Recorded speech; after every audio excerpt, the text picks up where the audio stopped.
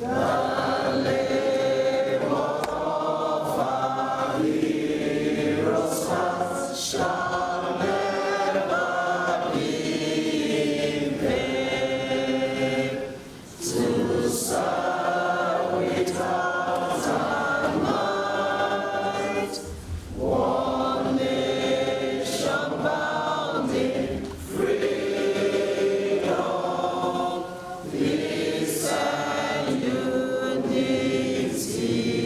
are here actually opening the premises for the first time and celebrating one another.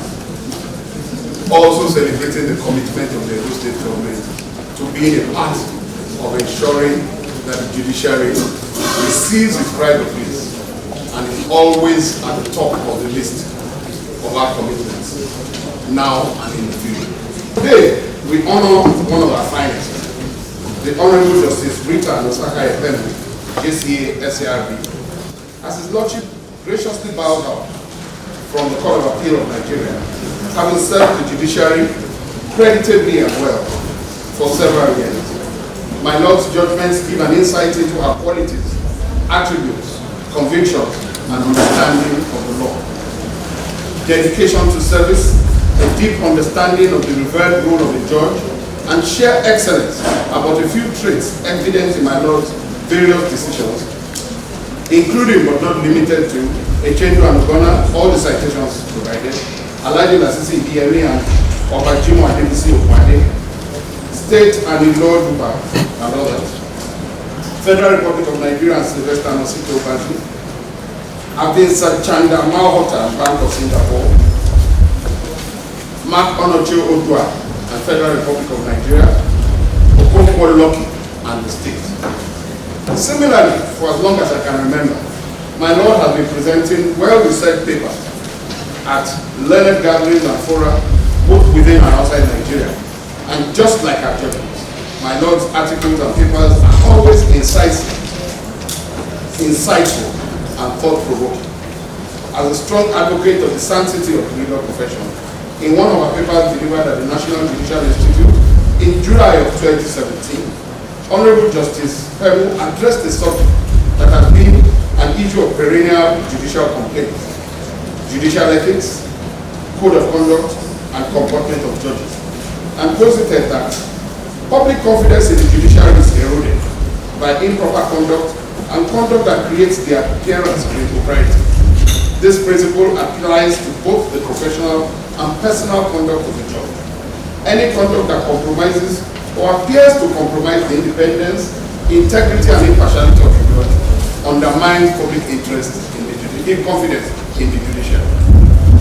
While speaking to newly appointed judges in 2017, my Lord, quoting the respected Sir Gerald Brennan, Chief Justice of Australia, observed to us, a judge's role is to serve the community in the pivotal role of administering justice according to law. Your office gives you that opportunity, and that is a privilege. Your office requires you to serve, and that is a duty. The judge will not succeed or find satisfaction in his or her duties unless there is a continual realization that the importance of the community service, that is rendered. It is only when the community has confidence in the integrity and capacity of the judiciary that the community is governed by the rule of law. What you say and what you do in public, and to some extent in private, will affect the public appreciation of the office and the respect it ought to command. I would like to extend sincere appreciation to the family of my Lord Honorable Justice Rita Efemi. Indeed, they have borne the proverbial burden, as my Lord has had cause to traverse the nation on official duty to this country.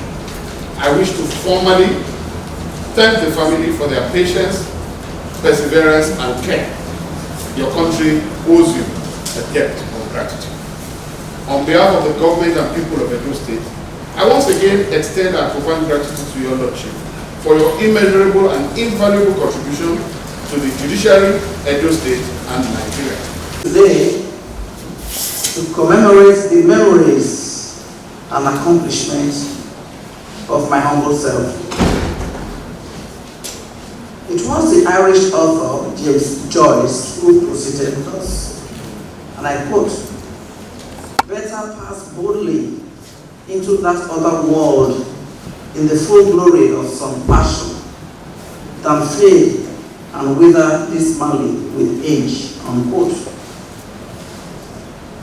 I have been in these 29 years in the judiciary and indeed dedicated myself to my career on the job and grown immensely as a result.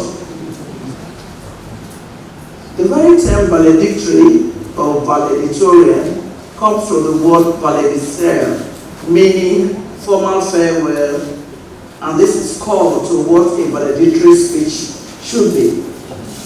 I do not therefore intend to bore you with a verbose speech. However, I'm leaving this profession gladly with lots of interesting memories, which are reflected in my book about to be launched later today, titled Evidence of Grace. It was Charles Dickens who wrote thus, and I quote, "The pain of parting is nothing to the joy of meeting again," unquote. Christopher Morley had this to say, and I quote, "There is only one success, to be able to spend your life in your own way," unquote. The real winners in life are the people who look at every situation with an expectation that they can make it work or make it better. That was by Brown. To be independent of public opinion is the first formal condition for achieving anything good. I will do nothing because of public opinion, but everything because of conscience. Conscience, therefore, is the watchword, and in my 29 years on the bench, I strove to make that my watchword.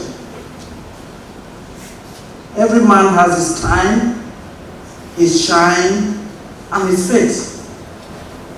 The law, as we know it, is dynamic, and it should be allowed to remain so. In the course of my judicial career, I worked in the High Court either in Asaba, Iselu, Owara, Efuru, and Warri Judicial Divisions, respectively. In the Court of Appeal, I worked in Lagos, Enugu, Owerri, Awka, and Akure divisions, but as presiding justice in Akure and Owerri divisions. I must say that my stint in the Southeast was the best in my entire career. This is because I was able to navigate and circumvent very difficult challenges before me. I'm leaving the Owerri division of the Court of Appeal as presiding justice, where I have left behind a sanitized registry and a calm court. I'm certain that the lawyers and staff in that division will attest to this fact. In any judicial system, I find that the registry of the court is a nucleus or pivot around which every other department revolves. Once you sanitize the registry of the court, half of the problem is solved. The prime, proactive, unadulterated registry is a blessing to any court. Therefore, it is desirable, indeed imperative, to sanitize on a continuous basis the registry of the courts. Counsel should desist from colluding with registry staff to cut corners and do stuff unbecoming of this noble profession. No healthy registry, no court. I'm an advocate of a cordial relationship at all times between the bench and the bar. This is because before you become a judge, you must of necessity be a lawyer. The judicial officer exhibited with utter dismay ignorance of the facts before him, and as a result ended up in a quagmire which was manifested in his judgment by attempting to wield power which he did not possess at that point because it was ultra-virus, thereby subjecting an innocent counsel to the embarrassment of being threatened with contempt of court. This court was duty bound to intervene in the circumstance, which it gladly did. After all, the movement from the bar to the bench is simply a transition. while counseled by the very ethics and dictates of their profession, are expected to respect judicial officers. The latter are expected to reciprocate that gesture and not treat counsel shabbily by their pronouncements. The judiciary ought to be the bastion against corruption. The courts are supposed to be the bastion, indeed the last bastion of the common folk.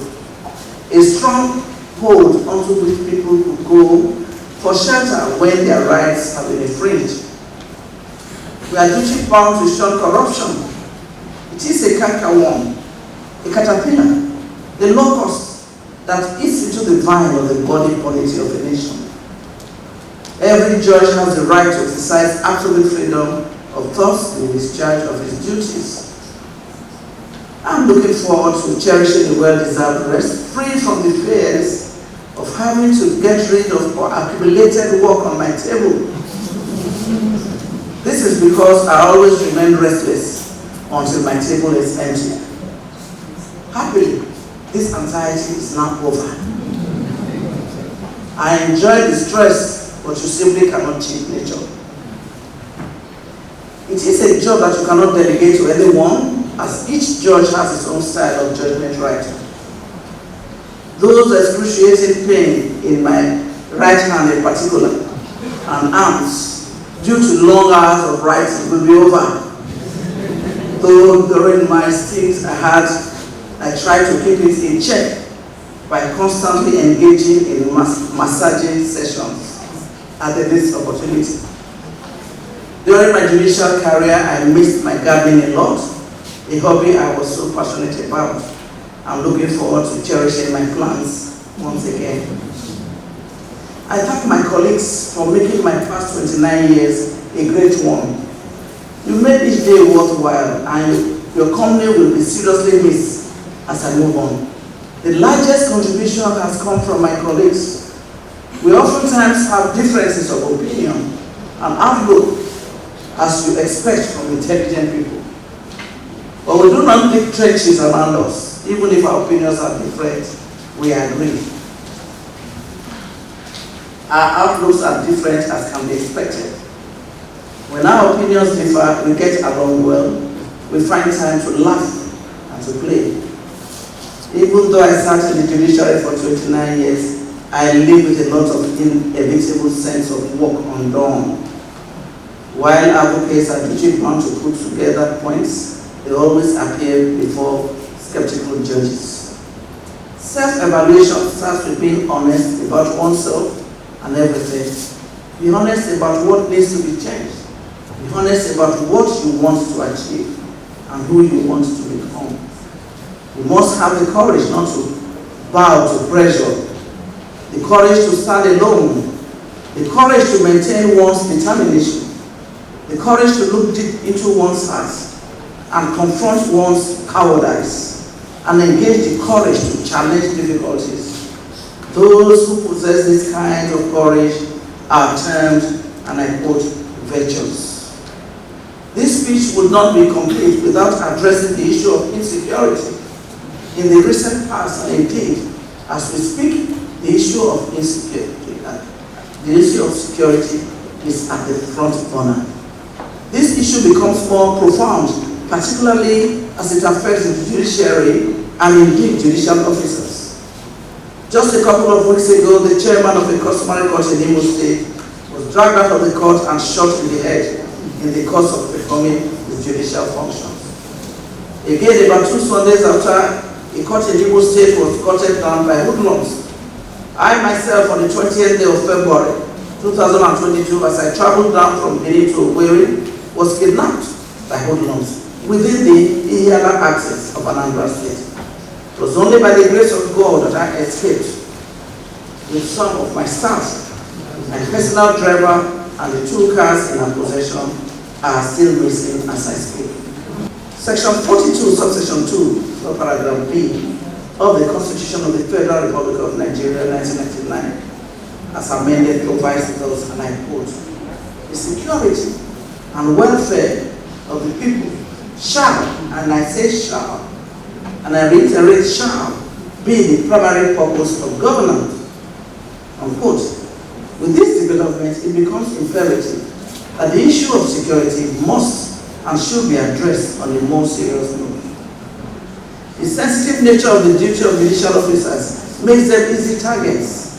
Their security should be given adequate attention more than what currently obtains. We live only one life, a life that is cut short and never to come back. The judicial officers are exposed too much for comfort.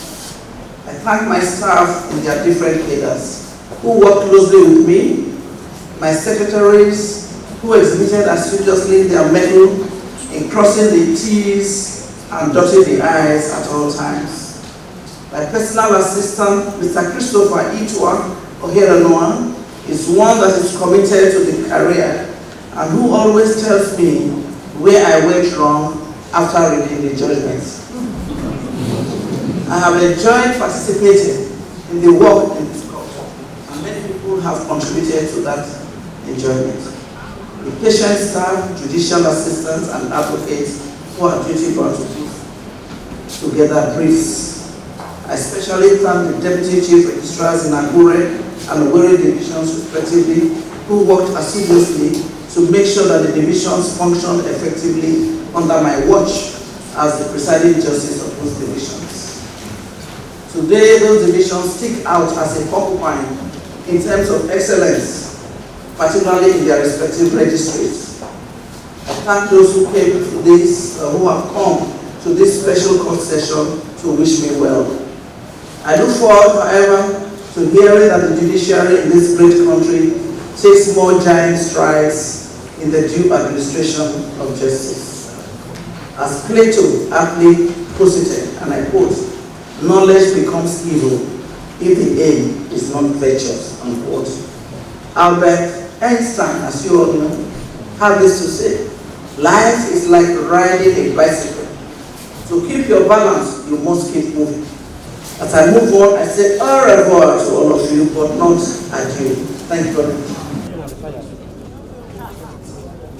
There are no perfect institutions, but when we are undertaking an assessment of an institution or individuals have health-built institutions, I think we should be fair and look at undertake our assessment within the context of the environment in which that institution operates.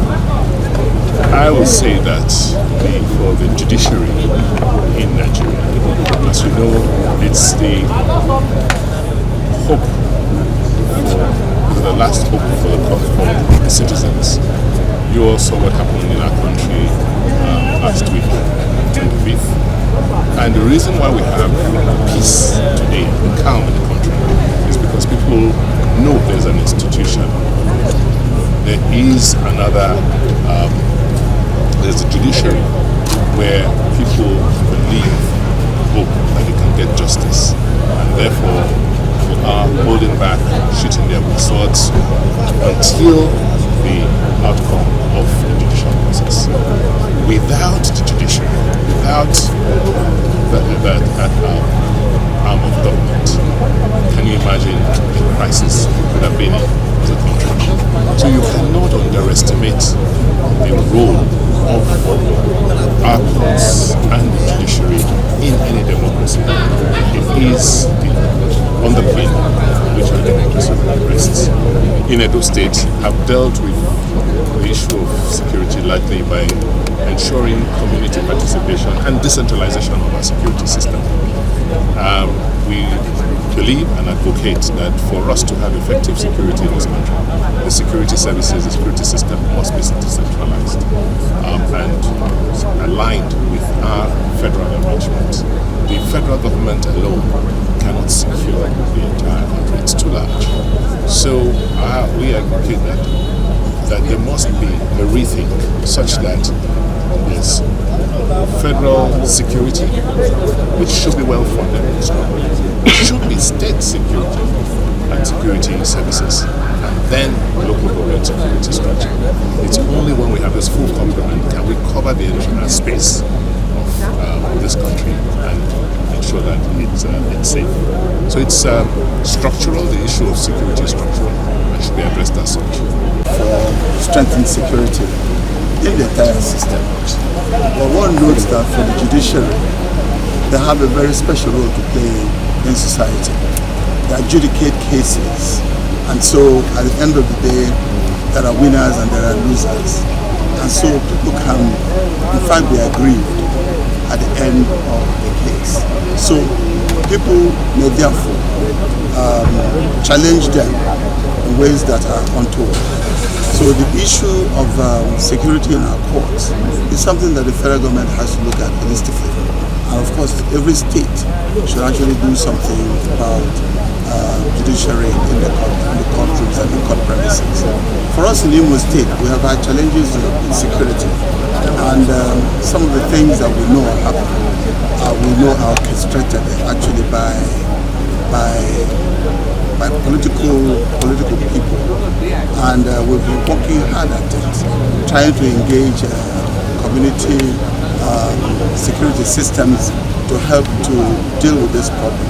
So if the community security systems are working, if the local security systems are working, if the state security systems are working, of course if the federal security systems are working, any criminal who commits a crime anywhere cannot get too far. They must essentially be picked up. So for us in Imo State, we are working very hard to ensure that we have a pretty good handle on the issue of security, and particularly for those who actually take cases in courts, like our judges. But there's no system that is perfect. I guess we are thinking about what used to exist in this country, but it is possible to have a new system. We cannot stay in one spot and hope that we cannot progress. The systems have developed immensely. Technology has come into place. And so I believe that it is possible to have very effective state security systems which will complement the federal security system. It works in quite a number of countries and it can work in Nigeria. We cannot say going forward, we should not go forward because of mistakes that were made in the past. I think the past is the past. We should look forward to the future.